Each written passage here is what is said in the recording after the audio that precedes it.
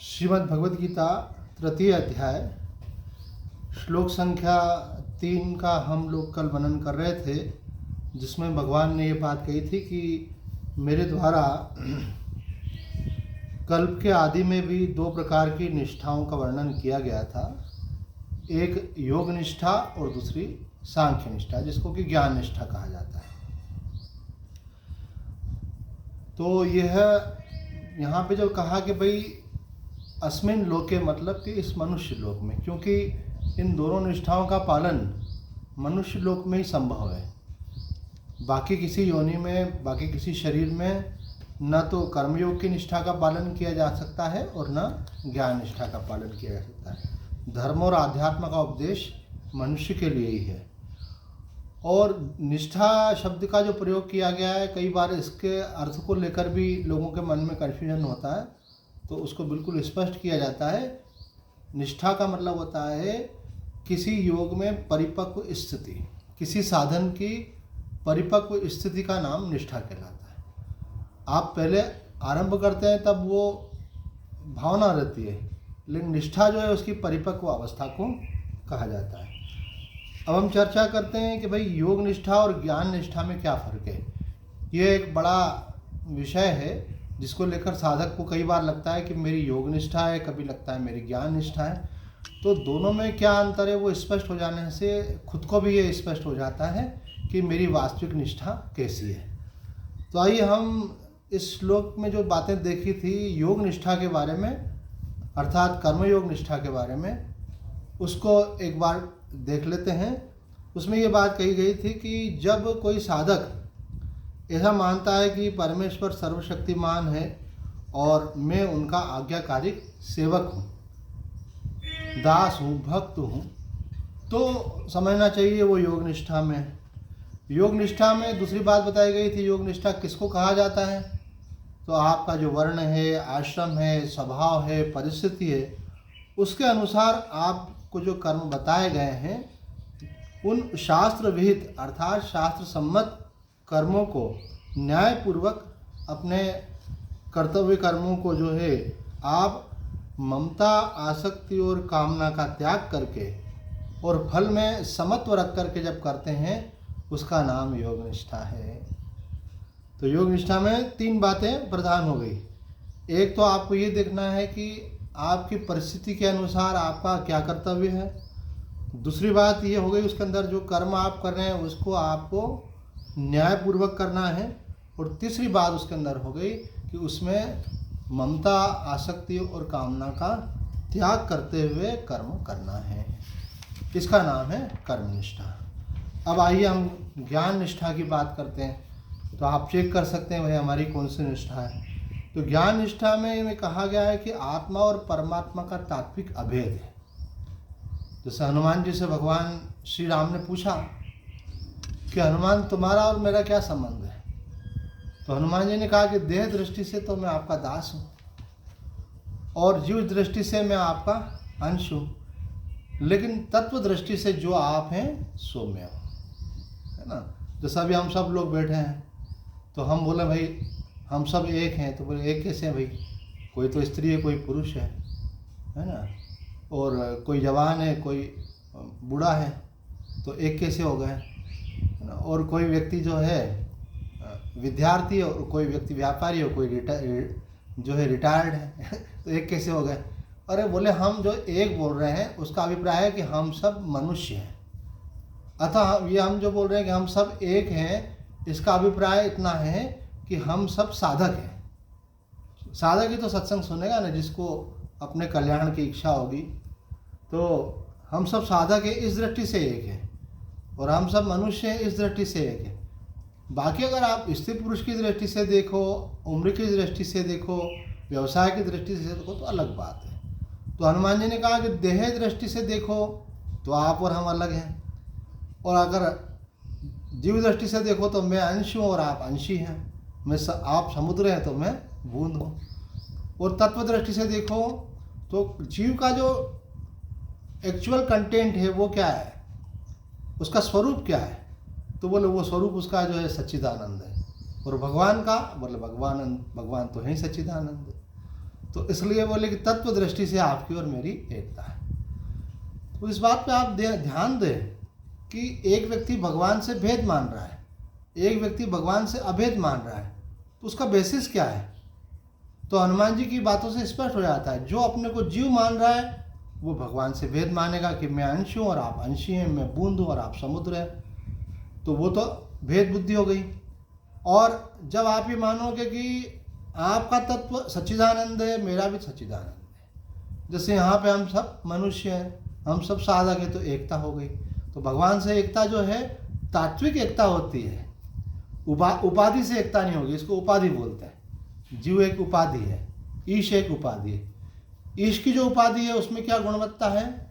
ईश जो है वो सारी सृष्टि का उत्पत्ति करता है, ईश्वर जो है सारी सृष्टि का पालन करता है, ईश्वर जो है सारी सृष्टि का संहार करता है, ईश्वर जो है सर्वशक्तिमान है, ईश्वर जो है सर्वज्ञ है, ईश्वर जो है सर्वव्यापक है। और ये 6 गुण जीव के अंदर नहीं है। जीव न तो सृष्टि को उत्पन्न कर सकता है, अगर वो कुछ बना भी सकता है तो कुछ छोटा मोटा है, और पालन भी कर सकता है तो मानो अपने परिवार तक का ही, और संहार भी कर सकता है तो बहुत, मानो कोई आपके यहाँ कीड़ा मकोड़ा आ गया उसको आपने मार दिया तो ठीक है, तो आप कोई पूरे दुनिया को एक साथ नहीं मार सकते। और न ही आप सर्वशक्तिमान है, शक्ति तो है, सीमित है जीव की शक्ति। आपको ज्ञान भी है लेकिन सीमित है। भगवान भूत और भविष्य दोनों जानते हैं। आप भी कुछ स्पेस लेकर के जी रहे हैं, तो अर्थात आप एक छोटे स्थान में व्याप्त हैं, लेकिन भगवान सर्वव्यापक है। इतना अंतर है। ये सब अंतर किस कारण से? उपाधि से। तो ब्रह्म प्लस माया बराबरी पर ईश्वर। आप थोड़ा ध्यान देना, ये थोड़ा टेक्निकल है। ब्रह्म जब माया से संयुक्त होता है तो ईश्वर कहलाता है, और ये सारी शक्तियाँ किसमें है? माया में। और ब्रह्म प्लस अविद्या जीव कहलाता है। तो अविद्या की शक्तियाँ सीमित हैं, वो अल्पज्ञ है, अल्प व्यापक है, अल्प शक्तिमान है। लेकिन भगवान जो है इसके ठीक अलग, सर्वशक्तिमान है, सर्वव्यापक है और सर्वज्ञ है, क्योंकि उनकी उपाधि माया है। तो जीव की उपाधि अविद्या को हटा दो और भगवान की उपाधि माया को हटा दो, तो दोनों में क्या रह जाएगा? दोनों में एक कॉमन चीज रह जाएगी, ब्रह्म, है ना। जैसे यहाँ जब लोग जो बैठे हैं उसमें से इसको हटा दो कि कौन विद्यार्थी है, कौन व्यापारी है और कौन रिटायर है, इसको हटा दो थोड़ी देर के लिए। और कौन स्त्री पुरुष है, इसको भी हटा दो। और कौन जवान बूढ़ा है, इसको भी हटा दो। बस केवल ये देखो कि मनुष्य है, बोले हाँ मनुष्य तो है, तो मनुष्य होने से एकता हो गई। तो परमात्मा से भी तात्विक एकता होती है, उनकी उपाधि के साथ एकता नहीं हो सकती। इसलिए जो बोलता है कि मैं ब्रह्म हूँ, वो भी ब्रह्म हो सकता है पर ईश्वर नहीं हो सकता, क्योंकि ईश्वर तो उनकी उपाधि है। ईश्वर होने के लिए उसको सर्वशक्तिमान होना होगा, सर्वज्ञ होना होगा, और वो जीव कभी ज्ञान होने के बाद में भी नहीं होता। हाँ, ये जरूर अनुभव उसका हो सकता है कि मैं नहीं हूँ, एक परमात्मा तत्व ही है, वही मैं हूँ। समुद्र के साथ बूंद मिल गई और समुद्र रूप अपने को अनुभव करने लगी। बहुत अच्छी बात है, परमात्मा से तात्विक अभेद हो गया। तो आइए हम योग निष्ठा और ज्ञान निष्ठा को बिल्कुल अलग अलग करके समझ लें कि आप किस निष्ठा में रहते हैं। तो ज्ञान निष्ठा में बताया गया है, आत्मा और परमात्मा की को तात्विक रूप से अभेद मानकर इस भाव में रहना कि मैं परमात्मा के साथ अभिन्न होने से मेरा कोई स्वतंत्र अस्तित्व नहीं है, एकमात्र ब्रह्म ही है। अब वहाँ पे मैं और तू वाली बात नहीं है, केवल एकमात्र ब्रह्म ही है। इसी को ज्ञान मार्ग वाले कई बार बोलते हैं मैं वही हूँ, मैं ब्रह्म ही हूँ। पर वहाँ पे मैं ब्रह्म ही हूँ कहना भी एग्जैक्टली उनका अभिप्राय नहीं होता। अभिप्राय होता है कि मैं नहीं हूँ, तू भी नहीं है, एक ब्रह्म ही ब्रह्म है। मैं और तू दोनों ब्रह्म हो गए वहाँ पर। अब योग निष्ठा में क्या होता है वो तो बता ही दिया आपको कि वर्ण आश्रम का ध्यान रखते हुए, आसक्ति का त्याग करते हुए, कर्तव्य कर्मों को करते हुए और फिर फल में समता रखना कर्मयोग होता है। अब ज्ञान निष्ठा के बारे में विस्तार से 3 बातें समझना आवश्यक है। पहली बात तो जो ज्ञान मार्ग का साधक होता है वो बोलता है गुणा गुणेषु वर्तन्ते, कर्म कौन कर रहा है। भक्ति मार्ग वाले में प्रधानता ये रहती है कि कर्म जो है शरीर के द्वारा भगवान करवा रहे हैं और ज्ञान मार्ग में क्या निष्ठा होती है कि प्रकृति के गुण ही गुणों में वर्त रहे हैं, क्योंकि न वो अपने को कर्ता मानता है न भगवान को कर्ता मानता है। उनके साथ तो तात्विक अभेद करना है उसको, तो कर्तृत्व का अभिमान किस पे डाल देता है? प्रकृति के ऊपर, कि गुणा गुणेषु वर्तन्ते इति मत्वा न सज्जते। ये गुण ही गुणों में वर्त रहे हैं, इसका अभिप्राय क्या है? माया के 3 गुण हैं, सत्वगुण, रजोगुण और तमोगुण। ये तीनों गुण अंतःकरण में चलते रहते हैं।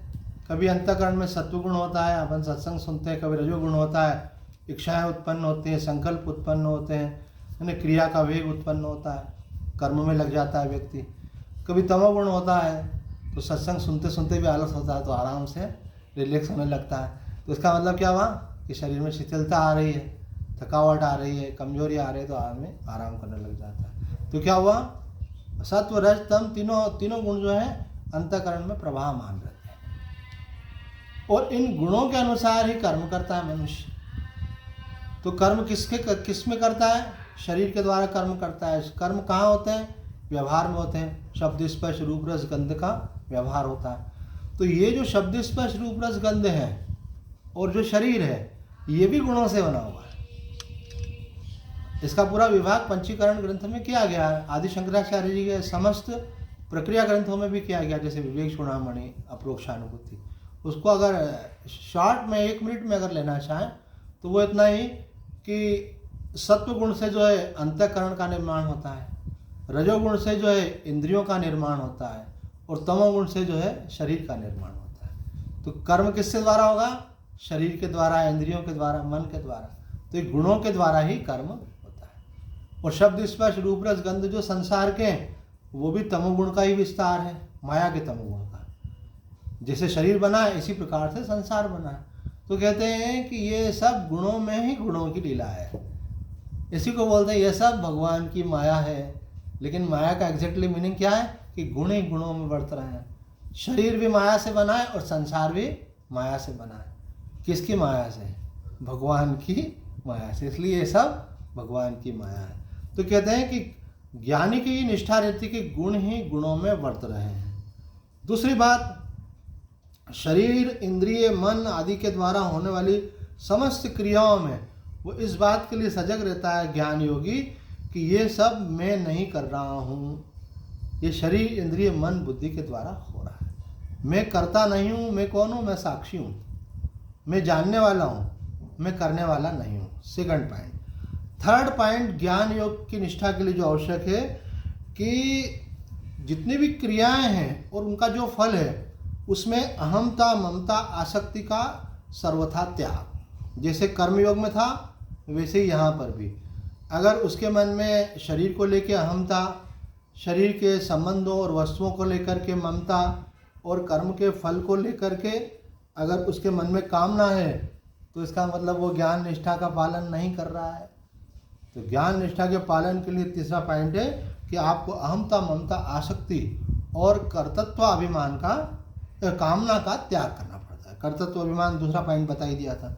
चौथा पॉइंट यहाँ पे ज्ञान निष्ठा में जो बड़ा महत्वपूर्ण पॉइंट है कि सच्चिदानंद ब्रह्म से अपने को अभिन्न समझकर निरंतर परमात्म भाव से स्थित रहना। वो जीव भाव में नहीं रहता है, वो चैतन्य भाव में रहता है। कौन से चैतन्य में? जो सर्वव्यापक है, अखंड है, अनंत है। तो उस परमात्म तत्व में ही अपनी स्थिति जान करके संसार से अपने को अलग कर लेता है, शरीर, इंद्रिय, मन, बुद्धि से अपने को अलग कर लेता है। ये उसका अभ्यास है, और इसका परिपाक होना ही ज्ञान निष्ठा है। अब बोले भाई इतनी सारी बातें बता दी स्वामी जी, कहीं कंफ्यूज नहीं हो जाए हम, तो हम बहुत सरल करके बता देते हैं इसको। ज्ञान मार्ग की साधना है साक्षी भाव की साधना। जो साक्षी होता है उसको किसी फल की अपेक्षा नहीं होती। साक्षी तो परमात्मा का स्वरूप है ना, वो सच्चिदानंद स्वरूप है, इसलिए उसको कोई फल की अपेक्षा नहीं है। साक्षी जो है उसका शरीर, इंद्रिय, मन, बुद्धि से संबंध नहीं, इसलिए वो करता भी नहीं है। साक्षी जो है वो किसी से जुड़ा हुआ नहीं है, इसलिए वो निर्लिप्त है। और साक्षी परमात्मा से अभिन्न है, साक्षी और ब्रह्म की एकता है। इसलिए ज्ञान मार्ग की साधना जो है उसमें प्रधानता रहती है इस बात की कि आप पल पल साक्षी रहें, सजग रहें, अवेयरनेस और साक्षित्व, ये दो अलग चीज़ नहीं, एक ही है। कृष्णमूर्ति उसको बोलते हैं अवेयरनेस, उसी के लिए हिंदी में शब्द है सजगता, और इसको वेदांत में बोलते हैं साक्षित्व। तो साक्षी भाव आपका बना रहना चाहिए। साक्षी तो आप हैं ही वास्तव में, पर जब आप वैसा चिंतन करते हैं, वैसी निष्ठा रखते हैं, तो उसको बोलते हैं साक्षी भाव। भाव मतलब कि उस विवेक पूर्वक आपको कर्म करना है। तो ज्ञान योगी जो होता है वो अपने को ये इस निष्ठा में रखता है कि मैं साक्षी हूँ। और फिर बाद में जब कब तक रखता है, चलो इसको हम एक सरल प्रसंग के माध्यम से सुनाते हैं। एक बार हम वृंदावन गए। वृंदावन में स्वामी अखंडानंद जी महाराज का बहुत बड़ा आश्रम है। उनके ठीक सामने एक आनंद कुटीर है, वहाँ वामदेव जी महाराज विराजते थे। वामदेव जी महाराज वो ऐसे संत थे जो सभी संतों के, महामंडलेश्वरों के, और यहाँ तक कि शंकराचार्य जी द्वारा भी सम्मानित थे। उनका एक ही काम था, ब्रह्मनिष्ठा में रहते थे, विरक्त शिरोमणि थे, और वो केवल शास्त्र अध्ययन कराते थे। तो जो लोग परिचित हैं वो उनको जानते हैं कि वो कितने महान थे। तो उन वामदेव जी महाराज से हमने एक बार प्रश्न पूछा, महाराज जी वेदांत की प्रैक्टिकल टीचिंग क्या है, व्यवहारिक टीचिंग क्या है? तो उन्होंने कहा कि देखो, वेदांत की टीचिंग जो है उसको 3 बातों में समराइज कर सकते हो, और उससे आपको साधना का स्वरूप भी स्पष्ट हो जाएगा। बड़ी महत्व की बात है। तो उन्होंने कहा कि बोले वेदांत की जो साधना है, ज्ञान की जो साधना है, ज्ञान निष्ठा की जो साधना है, उस साधना का प्रमुख जो है, आप समझ लो कि 80% जिससे कवर हो जाता है, वो क्या है? वो है कि आपको निरंतर साक्षी रहना है, कर्ता नहीं बनना है। कर्ता बनने का होता है कि मैंने ये काम किया, और आपको भोक्ता नहीं बनना है कि मेरे साथ ऐसा हुआ, और स्वामी नहीं बनना है कि ये मेरा है। किसी को अपना नहीं मानना, किसी भी परिस्थिति के साथ जुड़कर के ऐसा नहीं सोचना कि मेरे साथ हो रहा है, किसी भी कर्म के साथ जुड़कर ऐसा नहीं सोचना कि मैंने किया। तो स्वामी जी ने कहा कि ज्ञान मार्ग की प्रमुख साधना है कि मैं साक्षी हूँ। अंतःकरण में जितने भी विचार उठ रहे हैं उनके अनुसार ही क्रियाएं भी होती हैं। फिर विचार उठ रहे हैं, उनको तटस्थ होकर के देखना। कब तक देखना? तो स्वामी जी कहते हैं जैसे हाथ पे रखा हुआ आंवला हमको अपने से अलग दिखाई देता है, इतना स्पष्ट आपको अपने मन से अंतर अपना दिखाई दे।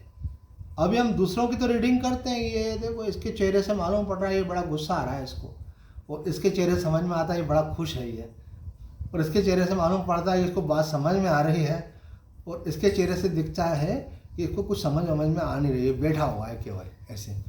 तो आप दूसरे के चेहरे की तो रीडिंग करते हैं, उसके मनोभावों को समझते हैं। क्या आप कभी अपने ही मनोभावों को देखने का प्रयत्न करते हैं कि आपके मन में क्या चल रहा है? तो जो संसारी होता है वो दूसरे को देखता है, और जो साधक होता है वो अपने अंतःकरण को सजग होकर के देखता है। उसी को बोलते हैं साक्षी होकर के देखना, जुड़ना नहीं उससे। तो आप साक्षी होकर के जब देखते हैं तो धीरे धीरे जो होता है आपका और उसका जो तादाद में वो टूटता जाता है, उसके और आपके बीच में स्पेस होती जाती है। और लास्ट ये होता है उसका परिणाम कि अंतःकरण के धर्मों से आप प्रभावित नहीं होते। अंतःकरण के धर्मों से प्रभावित नहीं होने का मतलब क्या है कि अंतःकरण में मानो सुख हुआ तो आपको ये नहीं लगेगा कि मैं सुखी हो गया, और अंतःकरण में दुख हुआ तो आपको ये नहीं लगेगा कि मैं दुखी हो गया। सुखी कौन हुआ? मन हुआ। दुखी कौन हुआ? मन हुआ। फिर आप क्या हुए? बोले हमने तो तटस्थ होकर के देखा। आप आत्मा जो हो, साक्षी हो, आप तटस्थ होकर के देखते हो। इससे आपके अंदर एक समता बनी रहती है, स्थैर्य बना रहता है, और आपके अंदर एक प्रकार का जिसको बोलते हैं शांति बनी रहती है, और उस शांति में ही एक स्वाभाविक, सहज स्वाभाविक आनंद बना रहता है। और आप ऐसा लगता है जैसे दुनिया में रहते हुए भी दुनिया में नहीं रहते, क्योंकि आपका आनंद का स्रोत आत्मा बन जाता है। और संसारी लोगों का स्रोत क्या रहता है? संसार। तो वहाँ से कभी अनुकूलता हुई तो सुखी दिखते हैं, वो प्रतिकूलता हुई तो दुखी दिखते हैं। यहाँ तो मन के अंदर सुख दुख आता है, लेकिन आप दोनों से अलग होते हैं, तो आता है और चला जाता है। वहाँ पे होल्ड करने वाला कोई अहंकार है ही नहीं। ये ज्ञान की साधना है। पल पल की सजगता ही ज्ञान की साधना है। साक्षित्व ही ज्ञान की साधना है। मन को सजग रह करके देखना ही ज्ञान की साधना है। 80% तो इसी से कवर हो जाता है। उसके बाद स्वामी जी कहते हैं जब आपने ये स्पष्ट अनुभव कर लिया कि मैं मन से अलग हूँ, अब मन से अलग हुए तो मन में ही विचार होता है, तन का भी तो तन से भी अलग होगा। तन कभी नहीं कहता कि मैं हूँ, मन ही कहता है कि तन है। तो सारे झगड़े की जड़ कहाँ है? मन है। इसलिए भगवान श्री कृष्ण गीता में भी कहते हैं मन एव मनुष्यानाम कारणम बंध मोक्षयो, मनुष्य के बंधन और मोक्ष का कारण क्या है? मन। तो आप उस मन को जब देखते हैं तो आप मन की चालाकियों से और उसके अज्ञान से मुक्त हो जाते हैं। तो कहते हैं कि आपने इतना कर लिया, अब उससे मुक्त तो हो गए, पर अब आप कौन हो? तो बोले मैं मन को जानने वाला, मन का साक्षी हूँ। बोले साक्षी कहाँ रहता है? तो बोले वो क्या शरीर के अंदर रहता है कि और कहीं रहता है? बोले जो शरीर के अंदर चेतन व्याप्त है उसको साक्षी बोलते हैं, लेकिन वह साक्षी सर्वव्यापक परमात्मा के साथ अभिन्न है। इसको सेकंड स्टेप बोलते हैं वेदांत की व्यवहारिक साधना में कि साक्षी की ब्रह्म से एकता। ये करना नहीं पड़ती, ये समझने का विषय कि साक्षी और ब्रह्म एक है, क्योंकि दोनों का कंटेंट एक है, दोनों सच्चिदानंद स्वरूप है। तो आत्मा और परमात्मा अभिन्न है, सेकंड। और थर्ड चीज़ आ गई फिर जगत का क्या होगा? भैया आप तो ब्रह्म हो गए, है ना, आप शरीर नहीं हो, ठीक है, लेकिन इस जगत का क्या हुआ? बोले उस ब्रह्म में ही ये जगत भी है और शरीर भी है। जैसे जल के अंदर तरंगे होती हैं, बुदबुदे होते हैं, लहरें होती हैं, वो सब क्या है? वो जल में ही है। उसी प्रकार से उस ब्रह्म में ही ये शरीर और सारा संसार कल्पित है, अर्थात उसी से उत्पन्न होता है और उसी में विलीन हो जाता है। इसलिए एकम ब्रह्म द्वितीयो नास्ति, ये हमारे उपनिषदों का महावाक्य है कि आप एक जानो इस बात को कि एकम ब्रह्म द्वितीयो नास्ति, ये पूर्णत्व की अवस्था है। तो ये ज्ञान निष्ठा का परिपाक होकर के उसका फल बताया गया है। तो उस स्वरूप में स्थिति हो जाना, परमात्म तत्व का ज्ञान हो जाना। और यहाँ कहा गया था कि अर्जुन को एक संबोधन दिया गया था अनघ, निष्पाप। तो बोल यहाँ पे आचार्यों ने कहा है कि भगवान अर्जुन को उपदेश करते हुए उसका नाम संबोधन कर रहे हैं अनघ। तो अनघ इसलिए बोल रहे हैं, निष्पाप इसलिए बोल रहे हैं कि अर्जुन तो निष्पाप है। जो व्यक्ति निष्पाप होता है वही योग निष्ठा का अथवा ज्ञान निष्ठा का पालन कर सकता है। जिसके मन में अनेक प्रकार की वासनाएं हैं और कुटिलताएं हैं, बोले वो व्यक्ति इन निष्ठाओं का पालन नहीं कर सकता, क्योंकि दोनों में हमने देखा कि ममता, आसक्ति, कामना का त्याग करना होता है। तो वो कैसे पालन करेगा? तो तू निष्पाप है इसलिए तू अधिकारी है। तो ये दो निष्ठाओं की बात हमने कही। तो अब एक प्रश्न उत्पन्न होता है, क्या कोई एक व्यक्ति एक समय में दोनों निष्ठाओं का पालन कर सकता है क्या? बोले यहाँ तो आप अपने को परमात्मा का भक्त मानोगे और यहाँ तो आप अपने को परमात्मा में स्थित मानोगे, तो दोनों चीज़ें एक साथ कैसे करोगे? एक व्यक्ति एक काल में दोनों चीज़ें नहीं कर सकता। तो इसलिए आदि शंकराचार्य जी कहते हैं कि जब साधक अपने को परमात्मा का भक्त मान करके अपना कर्तव्य कर्म करते हुए कर्तापन का अभिमान नहीं रखता है और कोई फलाकांक्षा नहीं रखता है, कोई आसक्ति नहीं रखता है, तो उसका अंतःकरण शुद्ध होता जाता है। शुद्ध होते होते फिर उसके लिए ये सरल हो जाता है कि वो एक उस स्थिति में रहे कि एक परमात्मा के अलावा कुछ नहीं है, ये सब कुछ उनकी लीला हो रही है, वासुदेव सर्वमिति। तो कर्म योग जो है ज्ञान योग का साधन बन जाता है। भक्ति योग और ज्ञान योग बराबर है। अगर व्यक्ति अपने अहम को इदम में विलीन कर दे, परमात्मा में विलीन कर दे और समझे कि सब उस परमात्मा का ही स्वरूप है और सब उनकी लीला हो रही है, तो भी उसी तत्व को उपलब्ध होता है। रमण महर्षि जी कहते हैं पूर्णत्व की प्राप्ति के दो ही मार्ग हैं, एक ज्ञान मार्ग, दूसरा भक्ति मार्ग। तो दोनों मार्गों से अहंकार का नाश होता है और दोनों मार्गों से अल्टीमेट उपलब्धि क्या होती है कि एक तत्व के अलावा कुछ नहीं है, एक भगवत तत्व, आत्म तत्व, ब्रह्म तत्व के अलावा कुछ नहीं है। दोनों का अल्टीमेट अचीवमेंट ये है। ये अचीवमेंट होने का मतलब ये नहीं कि संसार के व्यवहार का लोप हो जाता है। संसार का सब व्यवहार होता है लेकिन अंदर से समझ में आता है। जैसे ज्ञानी जो है वो व्यवहार करता है, वो बोलता है ये अंगूठी है, चूड़ी है, ये नेकलेस है, लेकिन अंदर से उसको मालूम रहता है कि इसमें कितना गोल्ड है, उसकी दृष्टि गोल्ड पर रहती है। तो ज्ञानी जो होता है उसकी दृष्टि ब्रह्म तत्व पर रहती है। व्यवहार में वो बोलेगा ये माँ है, बहन है, ये खाने की चीज़ है, ये वापरने की चीज़ है, उसमें कोई दिक्कत नहीं है। दिक्कत तब होती है जब हम भगवान को भूल करके संसार को पकड़ते हैं, जब हम तत्व को छोड़ करके नाम रूप को पकड़ लेते हैं, तो यहाँ पे कह रहे हैं कि वो ज्ञानी की स्थिति प्राप्त करना हो आपको तो, और अगर कर्मनिष्ठा प्राप्त करना हो तो, दोनों के लिए भगवान एक बात बता रहे हैं कि दोनों के लिए एक बात जरूरी है। न कर्मणाम अनारंभान नैष्कर्म्यम पुरुषोष्णुते न च संन्यस्नादेव सिद्धिम समधिगच्छति। भगवान बोले दोनों अवस्थाओं के लिए एक बात बड़ी महत्वपूर्ण है। वो क्या है? मनुष्य न तो कर्मों का आरंभ किए बिना निष्कर्मता का अनुभव कर सकता है और न कर्मों के त्याग मात्र से सिद्धि को प्राप्त हो सकता है। दोनों शब्दों के अर्थों को समझेंगे हम। पिछले श्लोक में जो बात कही गई थी निष्ठाओं की, उन दोनों के लिए भगवान यहाँ कह रहे हैं दोनों के लिए कर्म का स्वरूप से त्याग आवश्यक नहीं है। और देखो, कर्म का स्वरूप से त्याग का मतलब होता है कि सब काम धंधा छोड़ करके बैठ जाएं तब आप कर्मयोगी बनेंगे, सब कुछ छोड़ करके बैठ जाएं तब आप ज्ञान योग का पालन कर सकेंगे, ऐसा नहीं है। भगवान बल्कि उल्टा कह रहे हैं। भगवान कह रहे हैं कि निष्कर्म की सिद्धि के लिए, अर्थात उस कर्मयोग की परिपाक अवस्था की प्राप्ति के लिए, कर्मयोग की निष्ठा की प्राप्ति के लिए, है ना, एक कर्मयोगी बनने के लिए क्या जरूरी है? तो भगवान बोले नच कर्मणाम अनारंभान। अगर आप कर्म करेंगे ही नहीं तो वो आपको निष्कर्म की स्थिति भी प्राप्त नहीं होगी। कर्म के साथ उसका विरोध नहीं है, कर्म के साथ जो कामना जुड़ी हुई है उसका विरोध है, कर्म के साथ जो आसक्ति जुड़ी हुई है उसका विरोध है। तो भगवान बोले आसक्ति का और कामना का त्याग करके भगवत अर्पण बुद्धि से, भगवान की सेवा समझ करके जब निष्काम भाव से आप कर्तव्य कर्म करेंगे तभी आपको ये धीरे धीरे कर्मयोग की निष्ठा उपलब्ध होगी। अब यहाँ पे आया है आगे कि अनारंभान शब्द जो प्रयोग किया गया है और संन्यास्यात् शब्द का भी प्रयोग यहाँ पे किया गया है। तो दोनों में अंतर क्या है? दोनों का अंतर ये है कि एक शब्द का प्रयोग भगवान ने कर्मयोग के संदर्भ में किया है और एक शब्द का प्रयोग भगवान ने ज्ञान योग के संदर्भ में किया है।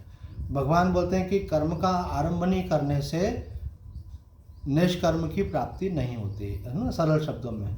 तो भगवान बोल रहे हैं कि यहाँ पे अनारंभान से कि कर्म आपको करना चाहिए और निष्काम भाव से अनासक्त होकर करना चाहिए, तब आपको निष्कर्म की सिद्धि होगी। और भगवान बोल रहे हैं कि संन्यास लेने से भी जो है ज्ञान योग की सिद्धि नहीं होती। अर्थात भगवान बोल रहे हैं केवल वस्त्रों से संन्यास लेने मात्र से नहीं होती, बल्कि कर्तापन का जिसने अभिमान त्याग कर दिया है उसी को ये सिद्धि की प्राप्ति होती है। सिद्धि से अभिप्राय क्या है? अब देखो, ज्ञान योग की दृष्टि से सिद्धि क्या है? ज्ञान योग की परिपक्व अवस्था को ज्ञान योग की सिद्धि माना जाता है, अर्थात तत्व ज्ञान की प्राप्ति को सिद्धि माना जाता है। उस अवस्था में आत्मा और परमात्मा का एक अभेद अनुभव होता है, एक तत्व के अलावा कुछ भी नहीं है, मैं और तू का भेद वहाँ पर मिट जाता है। मधुसूदन सरस्वती कहते हैं कि यही बात भक्ति मार्ग में भी होती है। पहले भक्त बोलता है कि भगवान मेरे हैं, भजन सुना होगा आपने, गोविंद मेरो है गोपाल मेरो है। तो संसार के लोग तो संसार को मेरा समझते हैं, लेकिन जो भगवान का भक्त होता है वो कहता है भगवान मेरे हैं, संसार में कोई मेरा नहीं, भगवान मेरे हैं। पर वो कहते हैं इसकी अगली स्टेप ये होती है कि भगवान मेरे नहीं है बल्कि मैं भगवान का हूँ। तो भगवान मेरे हैं तो भगवान की मेरी प्रार्थना सुनना चाहिए, मेरा कहना मानना चाहिए, ऐसा भाव भी आ सकता है। लेकिन जब आप ये मानते हैं कि मैं भगवान का हूँ तो फिर आपका अधिकार भाव खत्म हो जाता है। आपका फिर ये जो मुझे वो आज्ञा दे रहे हैं, जैसा मुझे वो रख रहे हैं, वो मुझे पालन करना है, उस परिस्थिति में रहना है। तीसरी स्टेप मधुसूदन सरस्वती कहते हैं भगवान की भक्ति की है कि मैं और तू का भेद मिट जाता है। पहले बोलता है भगवान मेरे हैं, फिर बोलता है मैं भगवान का हूँ, फिर बोलता है और भगवान और मैं का झगड़ा खत्म, मैं भगवान में लीन हो गया, अब भगवान ही भगवान है, वासुदेव सर्वम।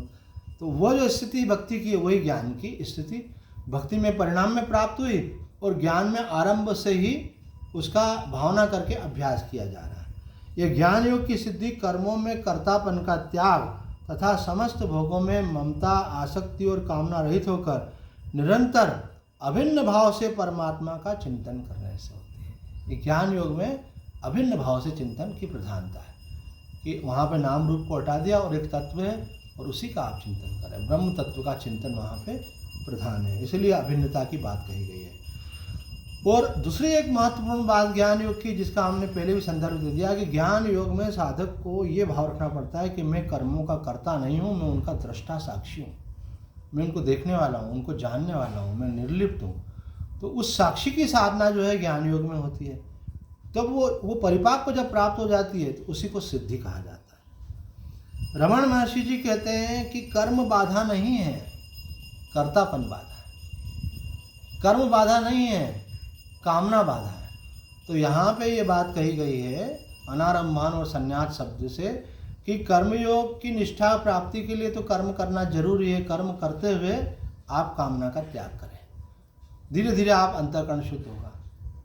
लेकिन ज्ञान योग की सिद्धि के लिए कर्म करते रहना भी अनिवार्य नहीं है। कर्म हो रहा है तो कर्तापन का त्याग, नहीं हो रहा है तो भी कर्तापन का त्याग, एक ब्रह्म तत्व का चिंतन। लेकिन दोनों में फर्क केवल इतना सा रहेगा कि उसमें स्वरूपतः त्याग नहीं करना है कर्म योग में, और ज्ञान योग में स्वरूपतः त्याग भी हो सकता है।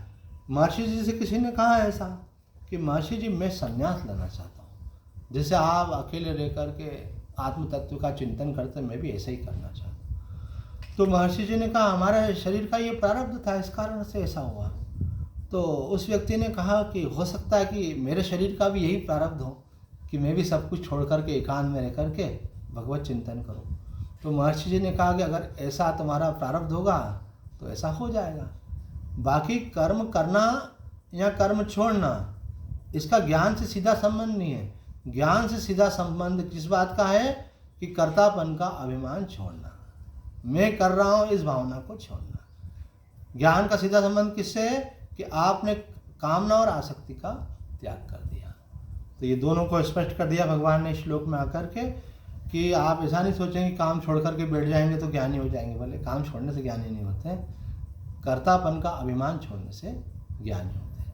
कर्मयोगी बनने के लिए भी कामना का आप त्याग करेंगे तो कर्मयोगी बनेंगे। तो आज इतना ही कहकर अपनी वाणी को विराम देते हैं। ओम पूर्णमदः पूर्णमिदं पूर्णात् पूर्णमुदच्यते पूर्णस्य पूर्णमादाय पूर्णमेवावशिष्यते। ओम शांति शांति शांति।